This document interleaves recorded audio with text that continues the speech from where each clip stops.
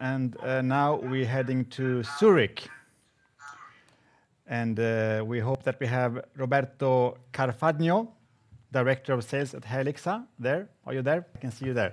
And I hand over to my colleague, Daniel Mensch, who will make a short interview with you. Please, Daniel. Yes, thank you. Hello, Roberto. Thank you for joining us from Zurich today. Thank you so much for having me here. Yeah, great. It's a very bleak day over here. Hope you're sunny over there. It is wonderful here today. Thank you for asking. We've heard earlier in the program today, there's been some mention about tracer technology, marker technology, and so forth. And I know I'm not alone in being very curious about what this really is. How does it really work? So maybe you can help us first. If maybe you can tell us how Haelixa works with DNA markers, and maybe that'll give us a sense. And then I've got loads of questions, but we'll see what we have time for. Sure. I'll try to be very concise to save time, because I know it's always a precious gift. If I'm too short, you let me know. What is the history behind the Haelixa is there were two founders who were doing a PhD at the Swiss Federal Institute.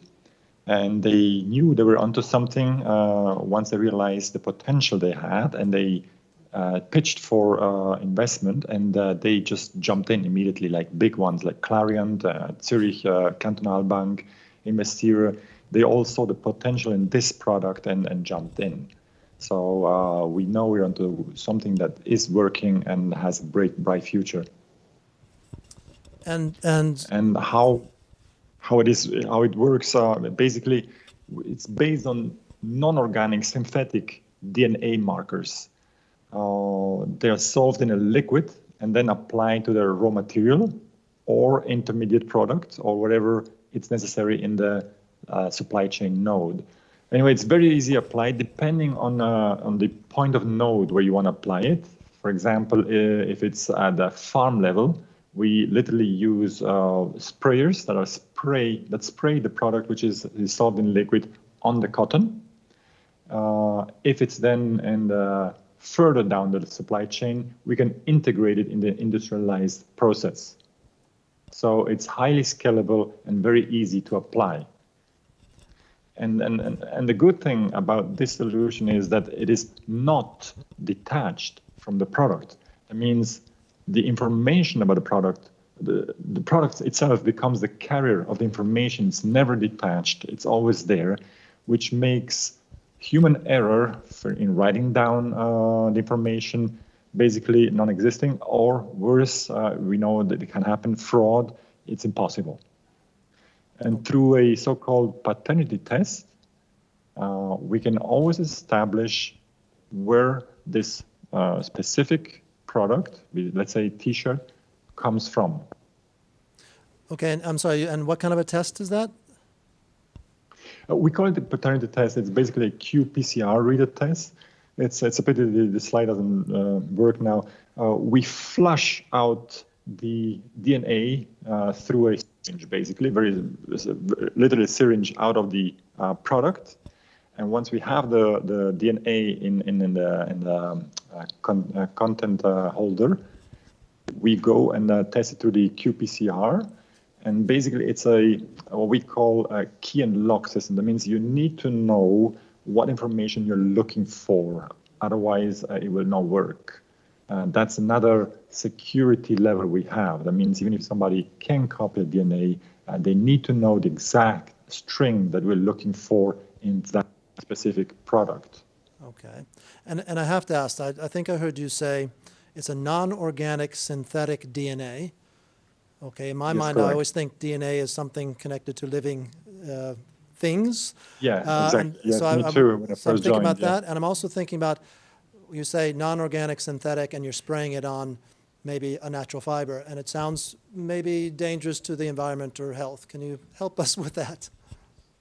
Absolutely, yeah. Your concern is justified. It's not harmful. It's, in fact, we're certified Ecotex and 100. We apply this not only on natural fibers, also on diamonds, and we're actually looking on how can I say? I can't reveal too much, but we're looking on other applications which would be more harmful than textile, let's say, and it's totally safe. Yeah.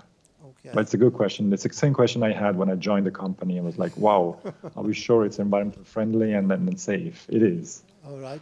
And is it equally applicable to synthetic fibers, natural fibers, regenerated fibers? Absolutely, yes. We're working, I mean, right now, mostly with natural fibers, but we are also working on man-made, so-called man-made fibers. And as I mentioned before, also on emeralds, gold. It's all materials that we can apply the solution to. And can you share with us an example of where your markers have been used on textiles, and either in a pilot or if there's something even, you could say, live, active out on the market? It is the FTC, Fashion for Good pilot. It's a pity that my slide doesn't work because we even went, after the pilot, which was successful, we were able to identify 100%, verified 100% of the analyzed cotton we received. We're talking about 25 tons, metric tons, and we marked them at, if I remember correctly, 3 different nodes. We took 82 samples, and they were all verified. And once we've proven that the solution works, and the difference between, let's say, I mean, all solutions on the great, because we're all working on the same direction, right? Sustainability, traceability, and transparency. What maybe differentiates us from other solutions is the fact that we don't take the pure DNA, but we kind of encapsulate it, we protect it. That means it can sustain all the harsh industrial processes it goes through. That's why we're able to identify from farm, not only gene level, but from farm level up to the retail shop and going into the circular economy. Okay. And we even went to saying, yeah, sorry. I was going to ask, we need to wrap it up very shortly here, but I'm Sure. wondering if, I mean, it sounds like a very persistent substance. Is there any reason that one would want to have it removed, and can you remove it? There's no need to remove it for 2 reasons. First, it's not harmful, as we said before, and second, you can't see it.